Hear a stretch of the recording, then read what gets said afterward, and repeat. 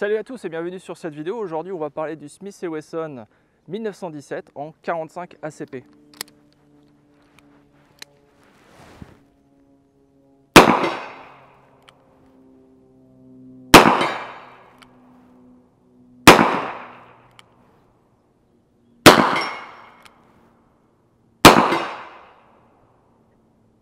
Oh, ça marche même pas en double.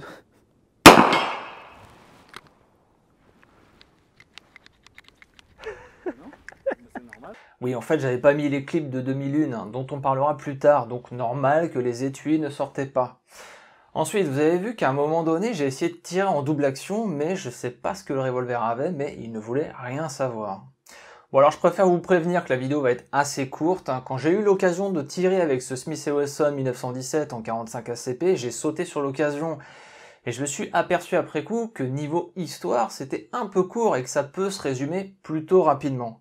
D'autant plus que j'ai déjà parlé brièvement de ce revolver dans ma vidéo dédiée à mon Smith & Wesson modèle 10, anciennement Military and Police. D'ailleurs, je vous renverrai bien vers cette vidéo pour revoir un peu la genèse de la firme Smith & Wesson.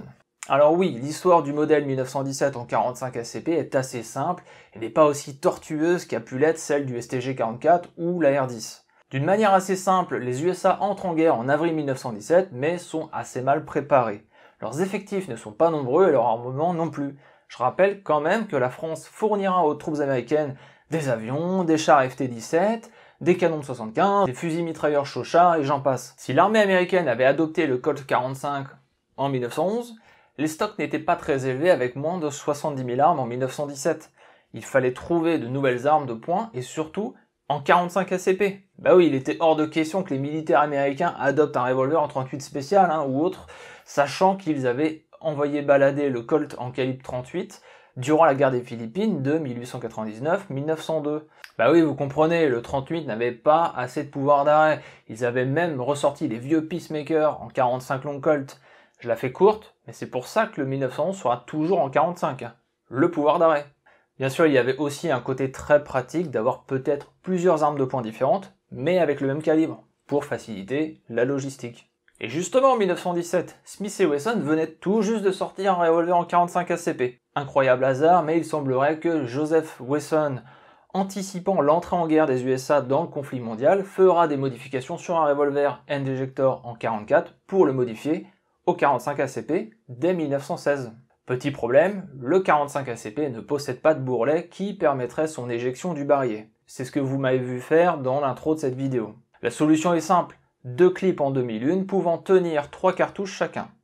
Cela permet non seulement d'éjecter tous les étuis tirés, mais en plus de recharger l'arme plus rapidement. Le revolver est soumis au test et sera adopté par l'armée américaine avec une production qui démarrera en septembre 1917. Chez Colt, le concurrent direct de Smith & Wesson, sortira aussi le New Service en 45 ACP, afin de fournir l'armée. D'ailleurs, les clips inventés par Smith & Wesson seront aussi fabriqués chez Colt. Le Smith & Wesson modèle 1917 ou Government Model comme on peut parfois le voir appelé, sera donc utilisé activement durant la Première Guerre mondiale. Que dire de plus dessus? Il s'agit d'un revolver en 6 coups avec cadre fermé, ouverture du barillet sur la gauche et le système d'éjection de Smith & Wesson. Le canon fait 5 pouces et demi et l'arme pèse 1 kg. Les organes de visée sont classiques, mais par contre ils sont microscopiques à utiliser. Honnêtement au tir, j'ai peu apprécié l'utilisation de ce revolver. Je m'attendais à mieux, surtout que j'adore mon Smith & Wesson modèle 10 et il me tardait de pouvoir tirer avec le M1917 en 45 ACP. Mais je dois dire qu'avec des organes de visée aussi petits, ça gâche un peu le plaisir. C'est même un peu pour ça que j'ai pas tiré beaucoup plus avec. Sans parler de la double action qui ne fonctionnait pas au tir, mais à vide il n'y avait aucun problème. J'ignore pourquoi. Ça n'a pas empêché ce revolver d'être utilisé durant toute la guerre et d'être ressorti encore durant la seconde. Mais cette fois-ci à des troupes de support ou des tankistes par exemple. Outre les clips 2001, il a aussi été fabriqué après 1918 des clips de 6 cartouches.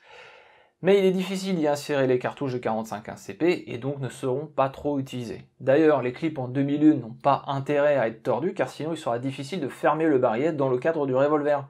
Pour cette raison, il paraîtrait que finalement les clips ne seront pas trop utilisés sur le terrain. Et enfin, dans les années 20, une nouvelle cartouche de 45 ACP sera spécialement créée, justement pour pallier à ce problème de clip, le 45 Autorim. En gros, un 45 ACP avec un bourrelet, afin de permettre l'éjection des étuis, tiré depuis un revolver. Mais malgré ça, le revolver ne connut pas un grand succès commercial sur le marché civil. Et même finalement, la production de Colt ou de Smith & Wesson n'est pas si élevée que ça, car elles sont respectivement à 150 000 exemplaires environ. Ce qui explique, je pense, le prix assez élevé de ces revolvers aujourd'hui. Smith & Wesson retirera de ses catalogues le M1917 en 1949. On peut noter que le Brésil passera une commande de 25 000 revolvers en 1937. Mais voilà toute l'histoire du modèle 1917. La vidéo touche déjà à sa fin. N'hésitez pas comme d'habitude à liker, commenter et partager la vidéo. Ça aide à soutenir mon travail et au référencement de cette vidéo. Merci au propriétaire de l'arme de m'avoir fait essayer son revolver. Et à très bientôt.